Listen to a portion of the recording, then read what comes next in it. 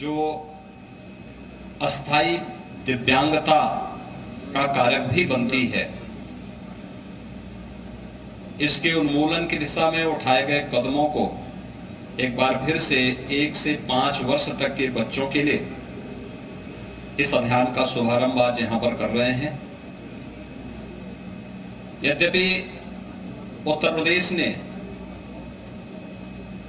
Polio उन्मूलन के इस कार्यक्रम को आज से 12 वर्ष पहले सफलतापूर्वक इसका समाधान भी निकाल लिया था, लेकिन पिछले 12 वर्ष के दौरान जो बातें दुनिया के अंदर देखने को मिली है कि पाकिस्तान और अफगानिस्तान में अभी भी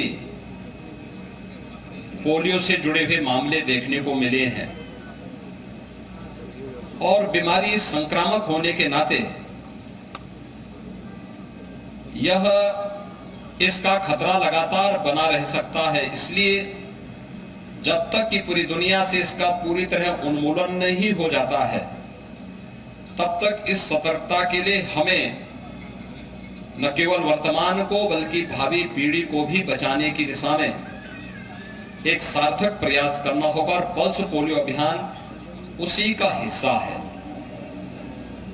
हम सब इस बारे में ध्यान में रखते हैं कि सामूहिकता पर कितनी ताकत होती है। जब सभी लोग एक साथ मिलकर के अंतर विभागीय समन्वय के माध्यम से इस कार्यक्रम को आगे बढ़ाते हैं, तो उसके बेहतर रिजल्ट भी हम सबके सामने प्राप्त होते हैं।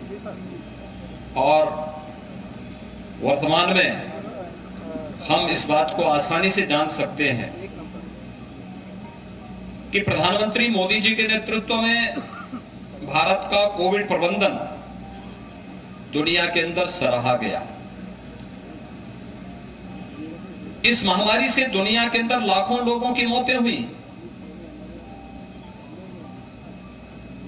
उन सब के प्रति हमारी संवेदना है, लेकिन भारत के अंदर 4T के सूत्र को अंगीकार करते हुए जिस मजबूती के साथ भारत ने कोविड प्रबंधन की एक नई छाप दुनिया के सामने प्रस्तुत की है, सर्वत्र उसकी सराहना हुई।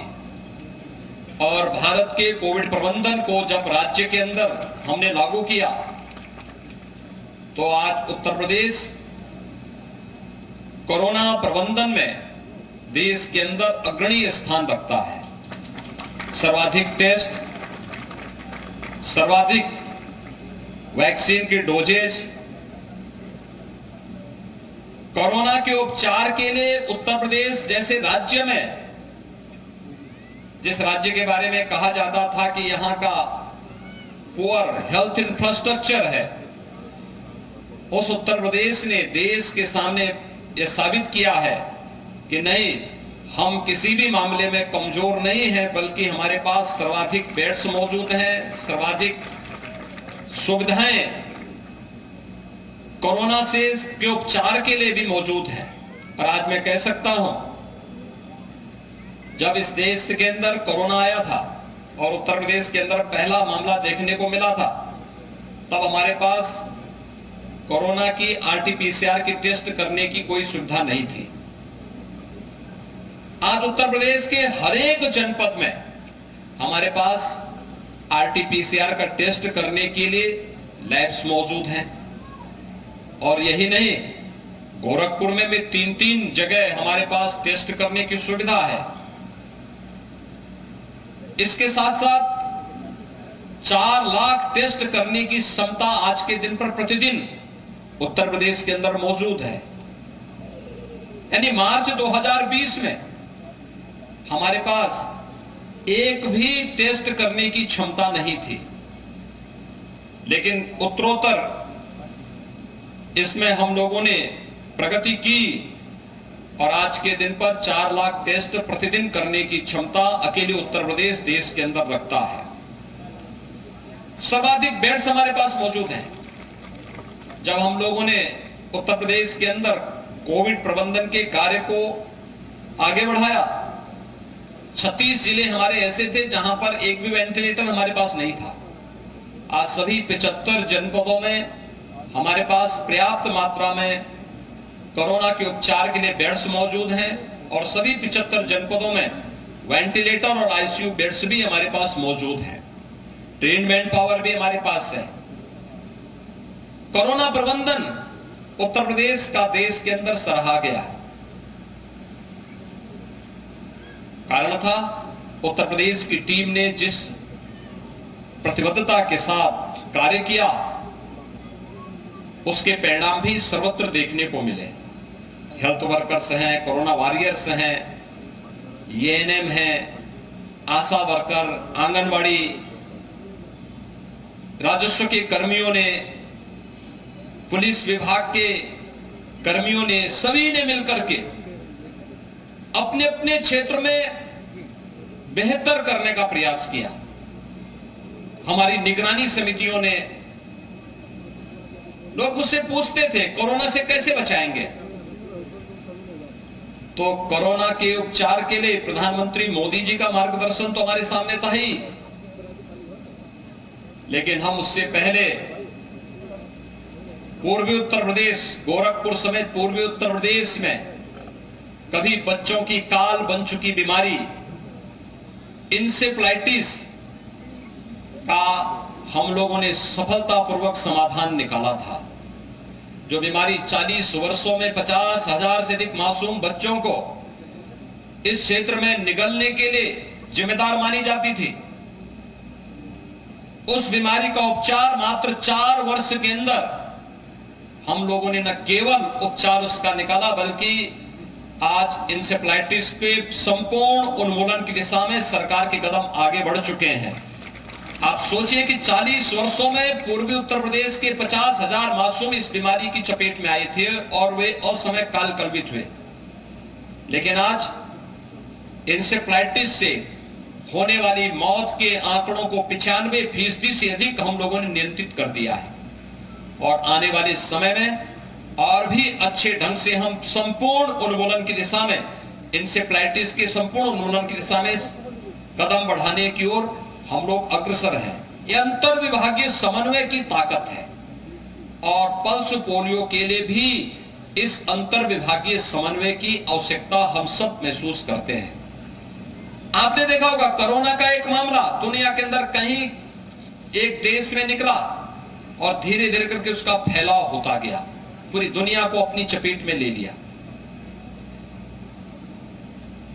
उसमें संक्रमण तीव्र था, स्वाभाविक रूप से इसने कुछ ही महीनों के अंदर पूरी दुनिया को अपनी चपेट में ले लिया।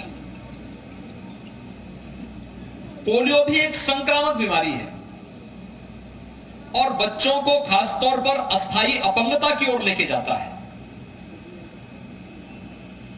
इसका उपचार है और पल्स पोलियो अभियान जिस प्रतिबद्धता के साथ अपने समय में चला था, उसका परिणाम था कि 2010 में हम लोगों ने पल्स पोलियो के कार्यक्रम को पूरी तरह सफलतापूर्वक आगे बढ़ाया और उत्तर प्रदेश जैसे बड़े राज्य में पोलियो पर नियंत्रण प्राप्त किया गया। पिछले 12 वर्षों में पोलियो का कोई मामला उत्तर प्रदेश में देखने को नहीं मिला, लेकिन जब तक दुनिया से यह वायरस पूरी तरह समाप्त नहीं होता है, तब तक खतरा बना रहेगा और इसलिए यह अभियान एक बार फिर से प्रारंभ हो रहा है। जो बच्चे दुर्भाग्य से इसकी चपेट में आते हैं, पूरी जिंदगी भर उस परिवार पर, उस बच्चे पर क्या बीतती होगी, आप थोड़ा कल्पना करिए। और इसीलिए अगर 2 बूंद ड्रॉप की उस बच्चे को हम समय से दे दें तो इस बीमारी से बचाव का वो एक सर्वोत्तम उपाय है। और उसी अभियान को आगे बढ़ाने के लिए एक बार फिर से वे सभी संस्थाएं एक साथ मिलकर के कार्य करेंगे। मुझे प्रसन्नता है कि यहां पर पूर्वी उत्तर प्रदेश में जब इंसेफ्लाइटिस के संपूर्ण उन्मूलन की दिशा में सरकार ने कदम बढ़ाए थे तो हम लोगों ने अंतर विभागीय समन्वय बनाया था। स्वास्थ्य विभाग को उसका नोडल विभाग बनाया गया था और फिर उसके लिए कार्यक्रम चले। हम लोगों के अलग अलग स्तर पर कार्यक्रम हमारे आगे बढ़ते गए और परिणाम रहा कि हम लोगों ने इस महामारी को पूरी तरह इस इंसेफ्लाइटिस की समस्या का उन्मूलन की दिशा में हमने कदम बढ़ाया। मैं आभारी हूं प्रधानमंत्री मोदी जी के, जिनके कारण स्वच्छ भारत मिशन में हर परिवार को एक एक शौचालय उपलब्ध करवाने में मदद मिली। खुले में शौच उसका एक कारण सामने आया था। स्वच्छ भारत मिशन के अंतर्गत उन परिवारों को एक एक शौचालय मिला, स्वच्छता के लक्ष्य को प्राप्त करने में मदद मिली। शुद्ध पेयजल जल जीवन मिशन के अंतर्गत हर परिवार तक शुद्ध पेयजल, अब तो पाइप पेयजल योजना भी लागू